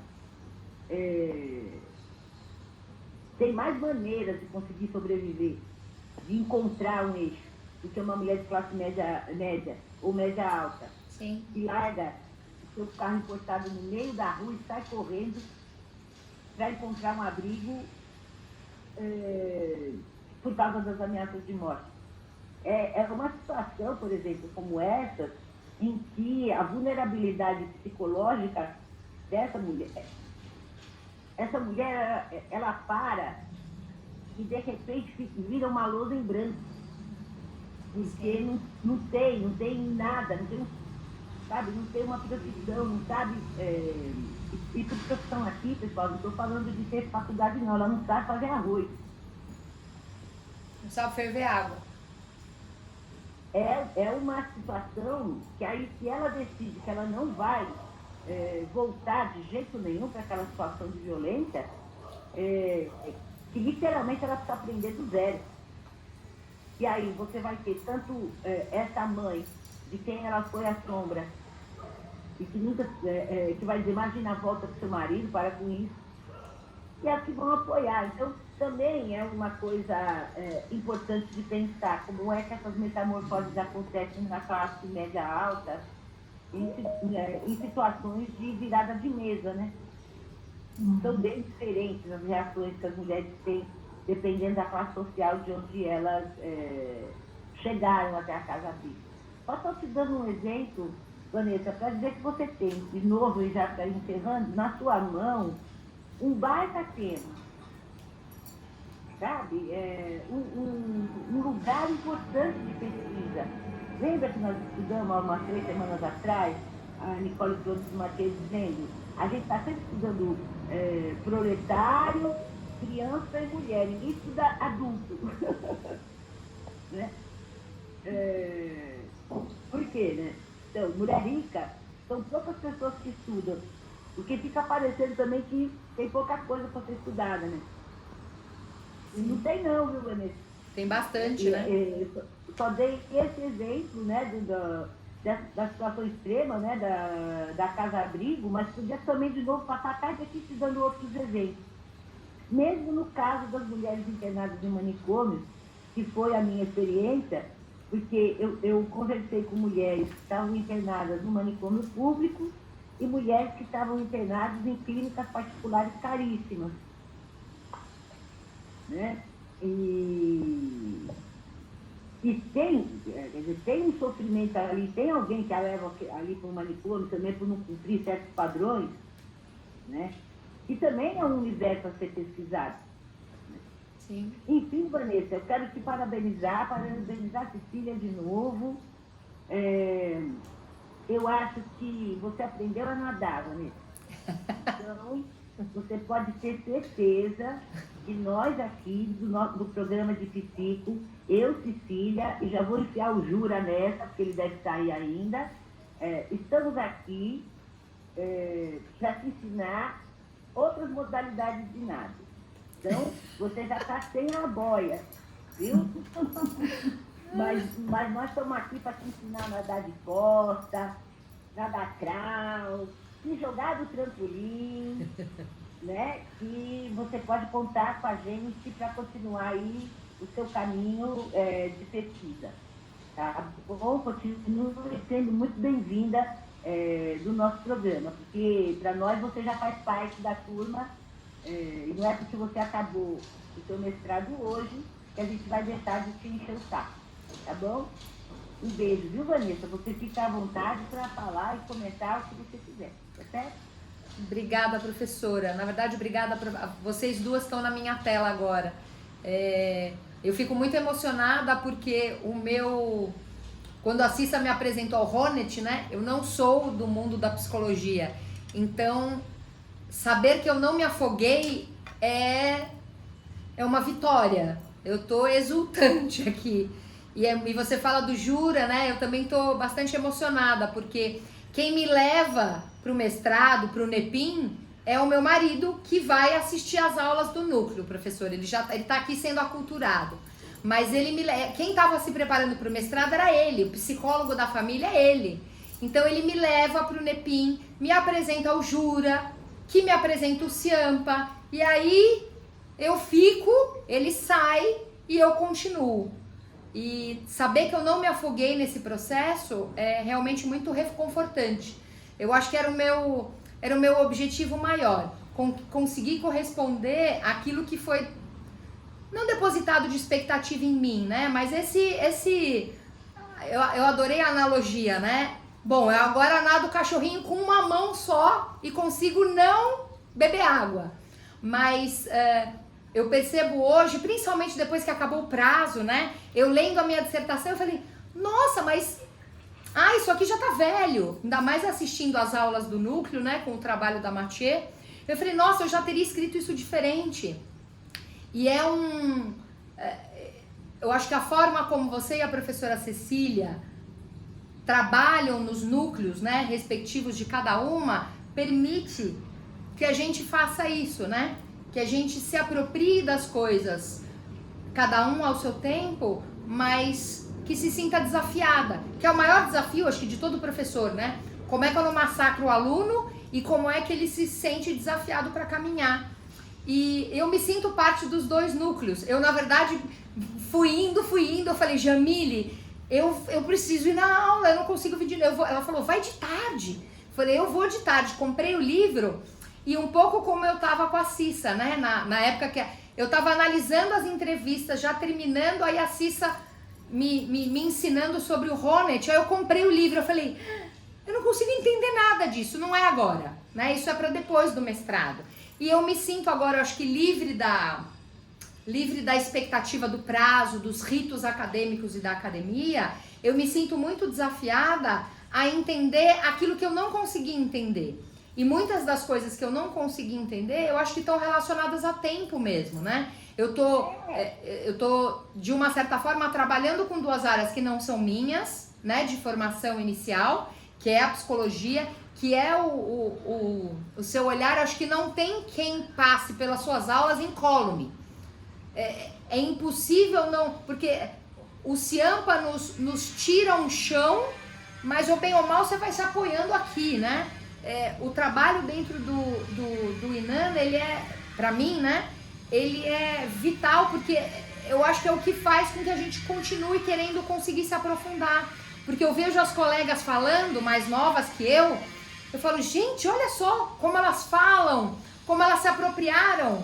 Eu me inspiro nelas para me aprofundar naquilo que eu percebo que eu não sei ainda. E me é muito reconfortante saber que diferente das pessoas com quem eu trabalhei, né, das jovens com quem eu trabalhei, não é um fracasso, né? São novos nados. E eu, aos 51 anos, não tenho, né, nem a pretensão, acho que porque não dá mais tempo, de saber tudo. Eu acho que eu nunca tive. Mas saber que eu tenho essa abertura agora me deixa muito, acho que muito contente, né? De perceber que eu, aos 51 anos, posso continuar no curso, né? Posso continuar trabalhando e estudando. Porque eu olho para as meninas mais novas e falo, nossa, que legal. Elas vão ficar aqui, eu preciso ir para casa, porque eu tenho trabalho, porque eu tenho, né, filho, porque eu tenho família. Como é que faz, né? E vejo elas falando e eu acho que eu me contamino por elas. Mas uma coisa sou eu me contaminar por elas, outra coisa é eu escutar de vocês que eu posso perseguir estudando. É como se fosse a Sofia, né, que precisa escutar dos mais velhos. Vai lá, vai agora aí, sem boia, pula aí. E caso afogue, né, a gente tira a água da piscina, faz uma outra coisa aqui. Então eu acho que eu encerro agradecendo, né? Eu acho que eu tive a sorte de certa forma, o João também, né, na minha vida fora mestrado, vocês foram 3 professores muito especiais. Vocês foram meus professores, além do papel que vocês desempenham na academia. Vocês olharam para mim como alguém capaz e em momento nenhum passaram a mão na minha cabeça. Eu sou muito grata, muito obrigada. E eu e a Cecília, a gente é comadre, aqui ninguém é mãe solo, a gente é mãe de todos ao mesmo tempo, não é, Cecília? Com certeza. É comadre aqui. E o Jura, né, que tá escondidinho aí atrás das letrinhas do nome dele, Mas foi com você, né, Jura? Foi você que ficou lá. Escreve aí o que você acha. O Jura é desse, fica lá cutucando igual demônio. Escreve aí. Fala dos desviados. Me deu, como é que é, o homem da prisão. Um monte de gente que eu nem conhecia. Aí eu me senti burra, aí depois eu me senti, não sou tão burra. Acho que eu vou conseguir entender. Então, ouvi de vocês que eu sou capaz de continuar caminhando nessa área. Eu não vou mudar de tema, professora, não consigo. É um tema que fala muito comigo. Então, eu não poderia deixar de encerrar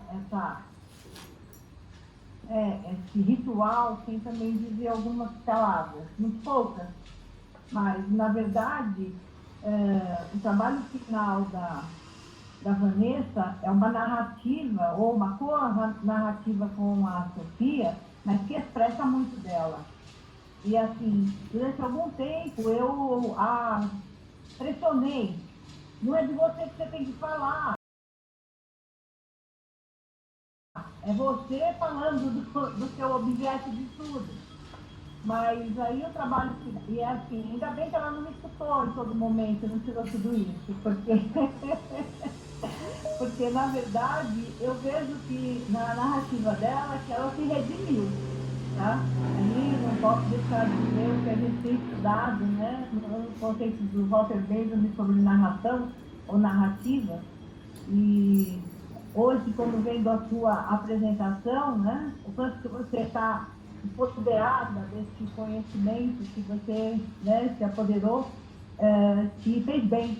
Inclusive, assumiu o reconhecimento que a gente dá a você. E hoje, oficialmente, né, você tem o reconhecimento de que é competente, que pode fazer, né? Porque uma coisa que eu senti é que, assim, sempre por conta de que eu não sou da psicologia, eu tenho muito mais dificuldade, né? E aí você está vendo que não é verdade, né? Todo mundo tem dificuldade no mestrado, tá? Mestrado é a primeira vez que a gente... Sabe qual é o objetivo do mestrado? Aprender a ser pesquisador, aprender a fazer uma pesquisa. E aí, o título do mestrado quer dizer, você já pode fazer pesquisa. Agora é que você vai fazer. Por isso, a tese é fazer uma tese. Tá? Então, esse reconhecimento eu acho que é importante para você e ver que, assim, foi duro, foi trabalhoso, tá? Mas valeu a pena, ficou um trabalho bonito, gostoso de ler, né? E como a Carla bem disse, com questões para serem aprofundadas, tá? Como todos, né? Então, eu fico muito emotiva, óbvio que esses dias a gente está muito emotiva, não tem jeito, né? Mas fico pensando o tempo todo o quanto que é importante, né? Quando o mestrando tem essa liberdade de poder dizer aquilo que ele quer, dizer o que ele quer, e quanto que a gente tem que estar cutucando e dizendo, tem que fazer isso, tem que fazer aquilo, né? E nessa empreitada, agradeço muito a colaboração da Carla, né? E aí, como ela falou, somos comadres, do João, né? O exame de qualificação acho que foi muito importante para esse salto qualitativo da Vanessa, realmente, né? Quando terminou o exame, ela falou assim, eu não vou conseguir fazer tudo isso, não vai. Olha lá, você gravou, veja o que eles falaram, vai dar conta assim. Né? E agradeço muito ao Jura que sempre esteve aí, né?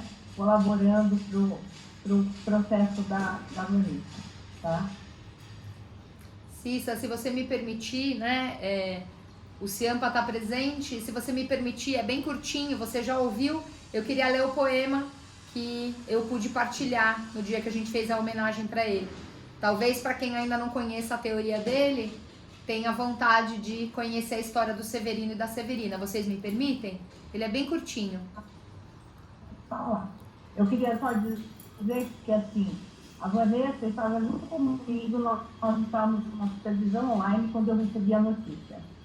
E aí eu nem sei como, se tive delicadeza ou não para dizer para ela o que estava acontecendo, né?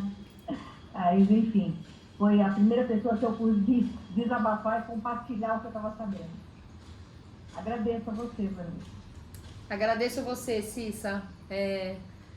O poema vai para o Ciampa, mas vai para todos aqueles que um dia acreditaram que a gente consegue sim fazer teoria rimando com poesia sobre o nosso mundo, sobre a nossa gente. E a gente consegue sim, junto, sem ser piegas e sem ser brega, mudar aquilo que não tá bom, mesmo que seja em fragmento. Então o nome do poema se chama Um Poema Sem Fim. Ciampa, você nos ensinou que não nascemos humanos, mas que juntos podemos nos tornar um. Você nos ensinou que identidade é metamorfose, é política, e que estudá-la só faz sentido se for dessa maneira. Você nos ensinou que a emancipação deveria estar no horizonte de todo cidadão. Mas você não nos ensinou que um dia não estaria mais aqui, para ver o que nós fizemos com as suas lições. Mas olhando com atenção, você deixou muitas agulhas e linhas para seguirmos na sua ausência física. Nos mostrou que poesia rima sim com teoria e que a ação é a mãe da emancipação. Que identidade dá samba com solidariedade, mas é preciso querer dançar. E para quem pensa que poema precisa ter fim, esse aqui continua dentro de você e de mim. Obrigada. Ai, que lindo! Muito lindo. Muito lindo, Vanessa. Ele tá dentro da gente, né? Pode parecer coisa brega, mas não tem problema. Ele tá dentro da gente e ele segue em cada dissertação, em cada desafio, em cada orientação, né, Cissa? E a gente tava junta na hora que ele foi. Então, você vai seguir comigo. E a professora Carla, que mais uma vez reforçou o convite, eu já tô lá dentro do Inana, então eu agora vou trazer, né, as outras que ainda não conseguiram vir à tona. Obrigada.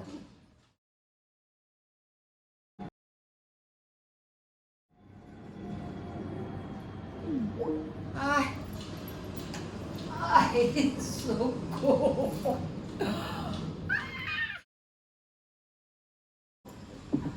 Olá, Vanessa, tudo bem? Tudo bem, tava aqui brigando com a cachorra pra ver quem ia comer todos os biscoitinhos que eu deixei aqui. Eu vou... É a bola, né, João, que você conhece. Tava eu e ela aqui na disputa. Pois é, cara. Nós tivemos muita dificuldade, Vanessa. Você viu quanto tempo a gente demorou para ver se você ia ser aprovado ou não. E a gente, unanimidade, decidimos que você está aprovadíssimo. Eu tô me sentindo uma menina na escola. Então eu vou ler como está sendo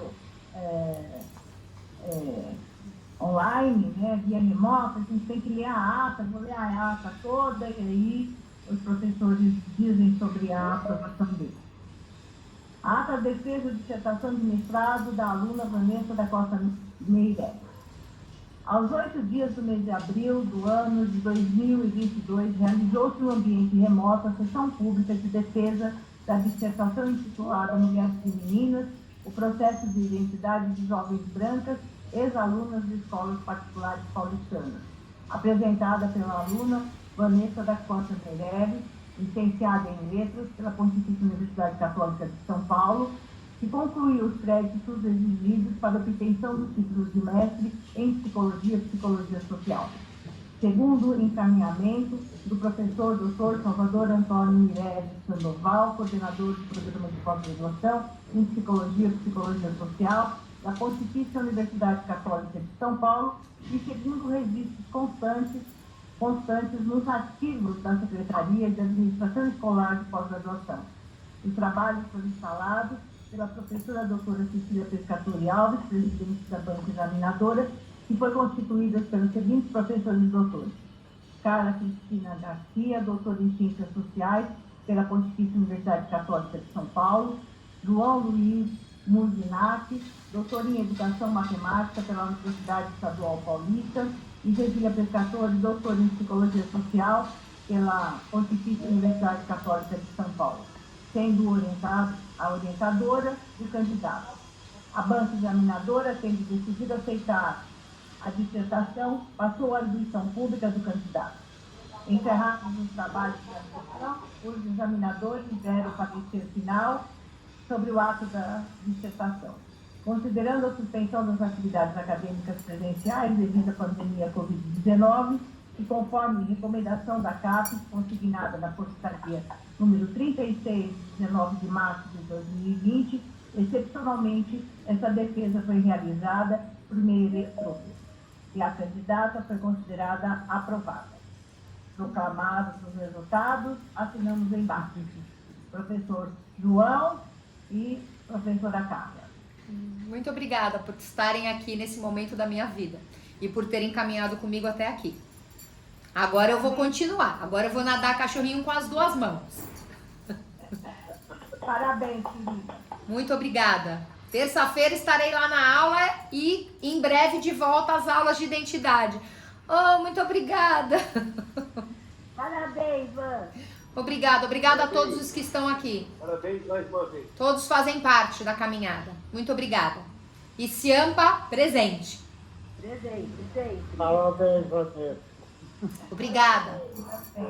Beijo, gente. Beijo, Jura. Tô com saudade. Ah, ele aí. Ê! Gostoso. Agora eu tô vendo sua cara, Jura. Obrigada, Beijão, João. Vamos nos ver mais vezes, hein? Sem dúvida. Muito obrigado. Obrigado. Obrigada, Carla, Vanessa. Beijo, gente. Jura, eu tô de terça e quinta na PUC. Vê se aparece lá. Beijão. Tchau. Tchau, tchau. Augusto, agora a mulher está de volta? Que sucesso! Que sucesso! Obrigada. Ó quem tá aqui comigo. Muito obrigada. Obrigada a todos. Obrigada, Cissa. Agora volta a mulher que tem que começar a estudar para o doutorado. O senhor me falava que assim, parar no mestrado é morrer na praia. Por isso que todo mundo cobra quando a gente acaba o mestrado.